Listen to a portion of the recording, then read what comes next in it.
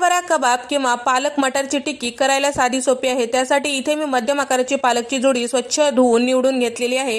त्यानंतर 2 कप इतकं मटर घेतलेले आहेत। आता त्यासोबत हिरवी मिरची टाकून त्याला उकडून घेतलेला, हलकासा रंग चेंज होईपर्यंत। थंड झाले की थोडंसं कोथिंबीर टाकून मिक्सरला याची पेस्ट तयार करून घ्यायचा। पाण्याचा कमीत कमी वापर करायचा आहे।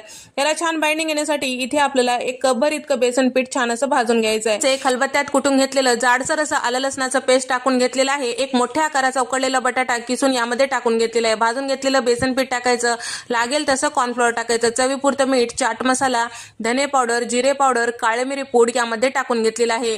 आता थोडंसं तेल लावून आपल्याला टिक्की तयार करून घ्यायचं आहे। वरतून बदामाचे काप किंवा काजूचे काप लावू शकता तुमच्या आवडीनुसार।